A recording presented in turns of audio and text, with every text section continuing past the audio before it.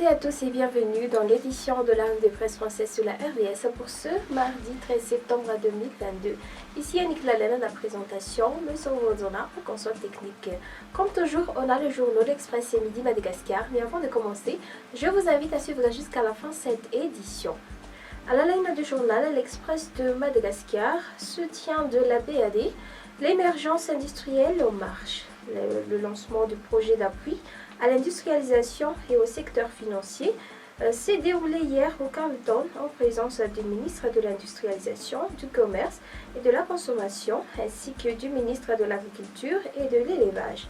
Ce projet, financé à hauteur de 17,5 millions de dollars par la Banque africaine de développement, va permettre à l'État d'accélérer le processus d'industrialisation voulu par le président de la République dans son véliran numéro 7.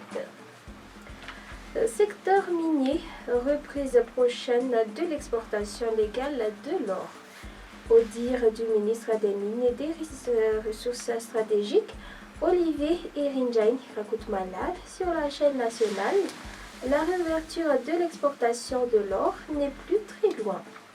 Un décret sera bientôt proposé en conseil du gouvernement, selon l'article du journal. En actualité économie, FIVAR, un projet à résultat palpable. Le projet FIVAR prend fin selon ses initiateurs. Il a porté ses fruits et contribué à la transformation du secteur rizicole qui cherche à produire plus et mieux pour répondre à la croissance de la demande. Toujours dans les actualités du journal à l'Express, paludisme, 8e cause de mortalité dans les hôpitaux. Le paludisme détient la 5e place des maladies traitées dans les hôpitaux et la 8e place de cause de mortalité au niveau des centres de santé. Un plaidoyer afin de renforcer le système de santé et le financement de la lutte contre cette maladie ont été effectués. Côté fait divers, instruit 11 morts dans une collision en mer. Une vedette avec une trentaine de passagers à bord et un bout se sont télescopés. Ensuite, dimanche, jusqu'à hier, 11 victimes ont été repêchées mortes.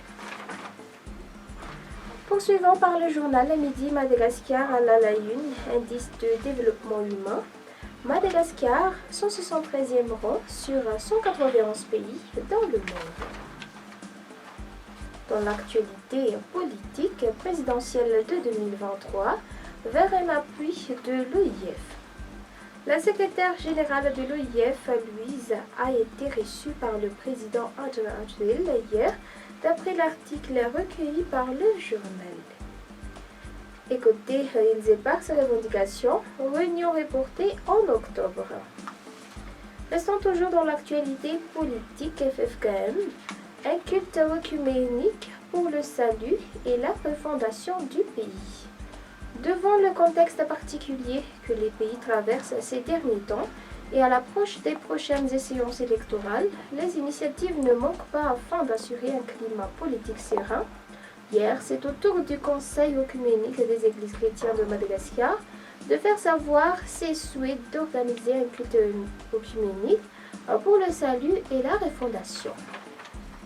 Terminant par les actualités sociales du journal, Mesuprès, ultimatum de 72 heures du syndicat du personnel aux responsables.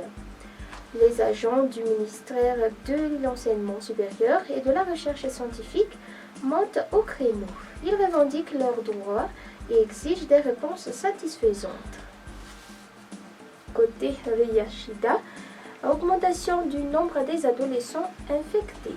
De nombreux adolescents sont aujourd'hui exposés au VIH-Sida selon le réseau de MADEDS. Les zones éloignées ne sont pas non plus épargnées selon les articles recueillis par le journal Midi Madagascar. Et voilà, c'est la fin de cette édition. Merci d'avoir suivi. Bonne journée à tous.